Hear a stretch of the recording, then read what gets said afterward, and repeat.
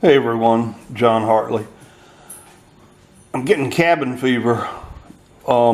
Started raining yesterday afternoon. It's still raining. It's ugly outside.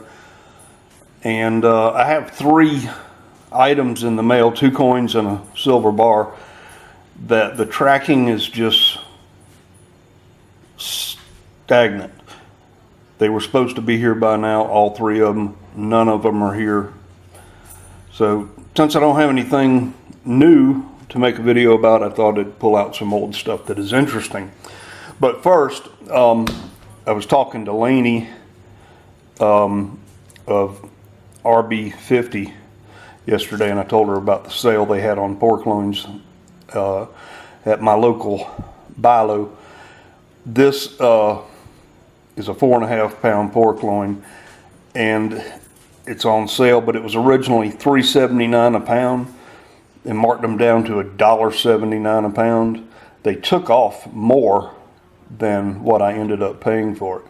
So as soon as I finish this video, this one's going to get tied up and seasoned up, and then I'll pop it in the oven later on this afternoon. So John's going to eat well tonight. Also, Lainey was interested in my coffees last time. This is one of the brands I normally buy, but they have several flavors. I had a raspberry truffle last week. These came in yesterday. Chocolate cannoli. If you use Keurigs, these are the best flavored coffees that I have tried so far, and I've tried a lot since I had a Keurig machine, so give these a try. But food and coffee is not what this video is about. Yesterday, before it started raining, a couple of videos that I watched made me want to pull out the metal detector again, and I went back to a spot I wanted to detect for a while. I live in an old house. If you've watched my videos, you know about that. Well, go back and watch my ghost story video, and it'll tell you more about my house. But when I was a kid, my grandparents had 2 trash cans in the kitchen. One for trash, stuff you can burn, and one for garbage. The garbage went to the street in those old aluminum cans, and the city picked them up. And the trash went out behind the shed 2-3 times a week, where my grandfather burned trash, which is what I guess his grandfather did. So just, you know. And there's a spot for regular trash back earlier than that the city didn't pick up. So people who had large lots would dig a hole behind their house somewhere in the woods and dump their garbage. When it was full, they would cover it up and start a new hole. Did the same thing with outhouses. But so I went back. It's about 200 yards, not 200 yards, 200 feet behind the house. It's now a yard. But I started metal detecting, and all of a sudden I found this, and at first glance I went, oh my goodness, I found a silver dollar. Because it's almost the exact same size as the silver dollar. But as I got it clean, when I picked it up, it's obviously tin. I knew it right then it wasn't a silver dollar. But it's a little cap to an ointment called Iodex. It says sample on there. And so I Googled Iodex and then clicked on images until I found this cap. And somebody was selling this, and the box was about twice as thick as this, and the portion on the bottom is the same size as the cap, and it said physician's sample on the box, and the date on the box was October 1st, 1930. So it made me kind of smile, because that's about the time my dad was a baby. So what came through my head was my daddy had diaper rash, and my grandma went out and got him some Iodex from the doctor, but I didn't find anything else. Other than that, I pulled out some items y'all may find of interest. This is a handbook of United States coins. I think it's precursor to the blue book and red books. I got this from my uncle, my mom's brother, and it was my grandfather's. And at the same time, he handed me my paternal grandfather's coin collection. And this book is from 1961. And it's fun to go back because I, like anybody else, I'm sure, wish they had a time machine. 1932 S Washington quarter in very fine condition, $3. Don't you wish you could buy one right now for $3? But anywho, before we get into some numismatic items, I got these on Proxybid auctions. I don't know if y'all know Proxybid, but just proxybid.com and then click on coin and currency auctions and you'll see them. There's 1,000 auctions a week. But these are Mako Metals, Metallic Art Company. And this one's 5.5 ounces. I didn't buy it because I like Richard Nixon, though I did vote for him in the first grade. We had a mock election in the first grade. And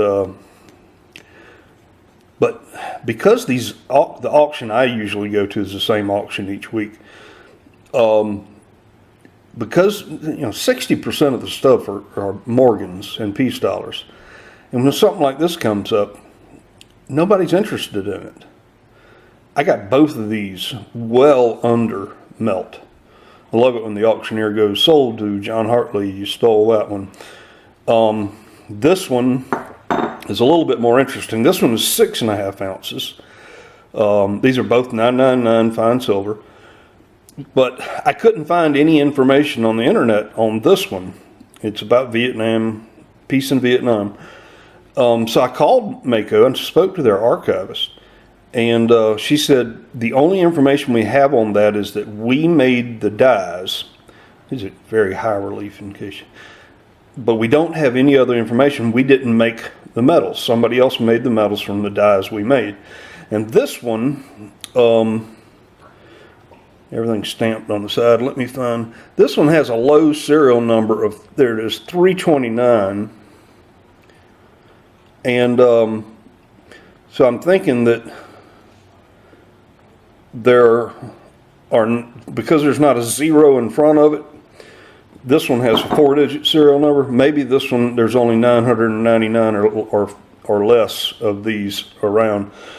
I don't think it has any great value, but I got them both under melt value. Most of y'all know this guy. This is the only thing I've ever bought from a YouTuber. This is one of Hi-Ho Silver's early pours. 143 grams. But it's not as shiny as it used to be because I like to do this to it. I think we're all guilty of that, playing with our silver. But I bought this about 3-4 years ago. It was early on when he was still experimenting, or just started to sell stuff, as I remember it. But cool little thing. Everything else I brought up today is numismatic. Here is my only Carson City. The box is in great shape. The card is included. It's an 1882 Carson City. And from my amateur experience with grading coins, and I showed it to somebody else in a photograph, and he and I both thought that this would grade at a 63, but I don't care to have it graded. I like it just like this. Though they wouldn't break it out of here.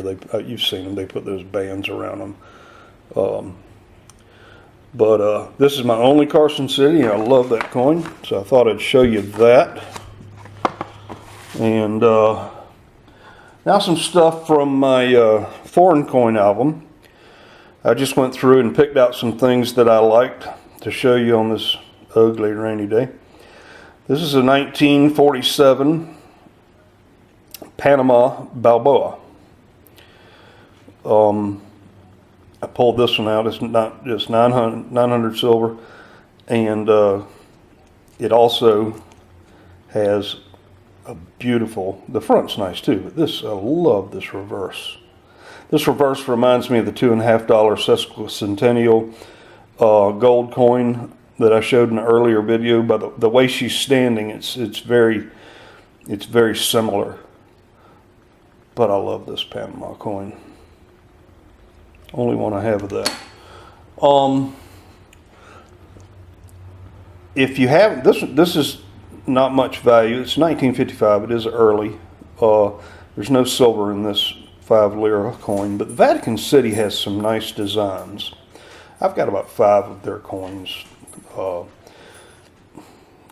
These don't cost much, but this is why I buy them. They have some really nice designs on their coins. It's usually the Pope on one side. Who is this guy? That Pius. So they have some really nice designs. So I thought I'd show you that. The next coin I bought, 46 Mexico, 10 centavos.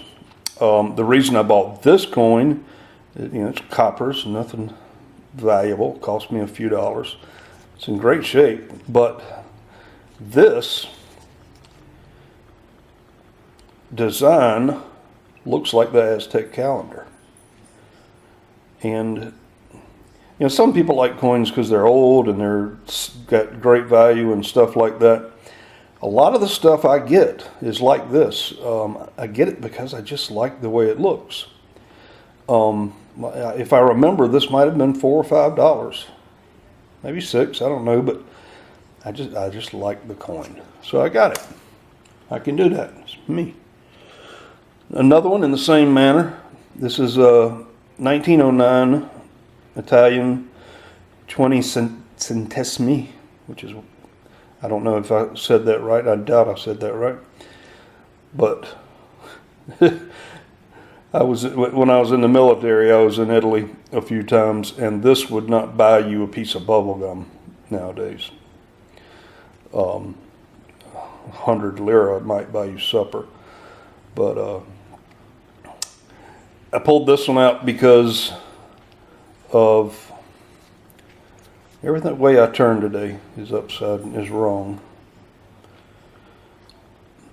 Because I like this design too. There's no silver in this coin either.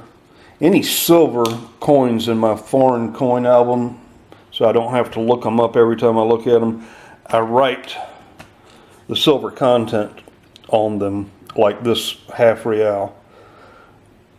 Is funny, it's 1847, but it's 0.903 silver. I don't know. I guess it was less accurate back then, making 900 silver or coin silver.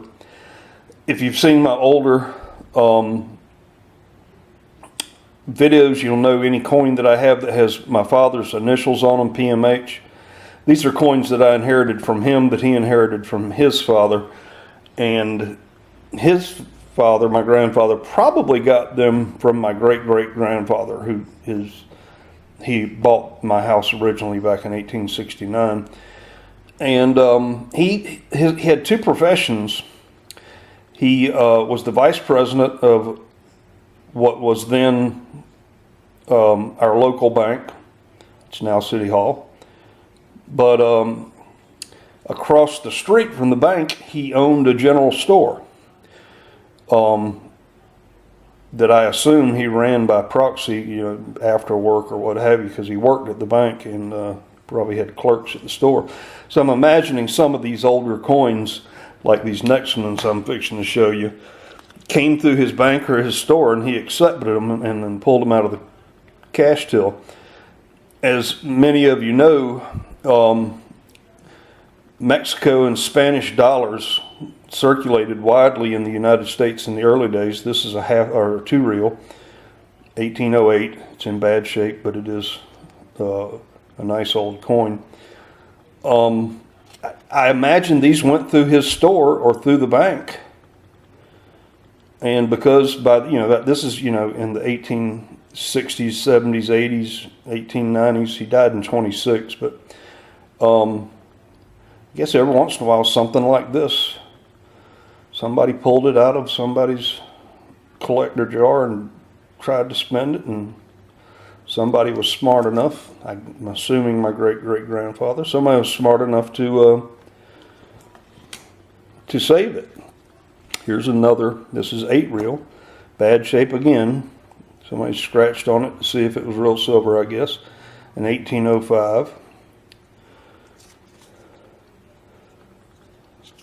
But here's the one. This one is in nice shape. This coin from 1808, who knows where it's been, but somebody kept it. Shortly after it was issued, somebody didn't spend this, they put it away. It's got somewhere on it, and it's got some crud up here, but it is still, this is one of the nicer coins that I inherited. I really love this coin. The best condition coin I inherited was a half dime, United States half dime. I'll show that to you someday. But this old Mexican reel, 8 reels is, everybody's high school used to do the cheer, 2 bits, 4 bits, 6 bits, $1, all for Mexico stand up and holler. But 2 bits was a quarter, 4 bits $0.50, 6 bits 75 cents, 8 reels is $1, or 8 bits is $1. That's where it came from. 8 reels is $1 size coin. The last ones I have here today, these are really cool, in my opinion. I bought these on eBay from a guy in Germany, which I try not to do, but I wanted these when I saw them. They're from Saxony, which is a German state, 1921. The word Notgeld, if I'm remembering correctly, I've had these a few years, sort of means emergency currency. And this is just after World War I. These coins are baked clay or porcelain. They're in great shape.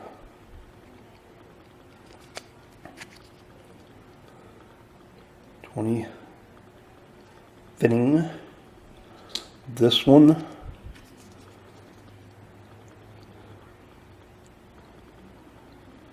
nice designs, got a shovel and grate and grapes and stuff on there. These are all from Saxony or Sachsen, 50 pfennigs, 1921 again.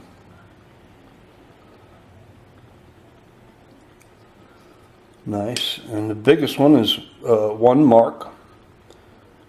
Again, 1921. It was all part of a series of, I think this is all of them too. But I saw these, and the guy mailed them to me in an envelope, just a regular business envelope. Nothing, no piece of cardboard to protect them or anything. I'm surprised they were just in little Ziploc bags. I'm surprised they got here unbroken, because these things, they're porcelain, they're clay. They will break on you. So, anyway, that's what I got for today. It's lazy, rainy day, and I wanted to do something other than watch the news. And watch the stock market and my 401k go skyrocketing again. But thanks for watching. This is just something to pass the time. So when those coins in that bar get in, hopefully middle of next week sometime, I'll make a video on those. Until then, I'm 1042.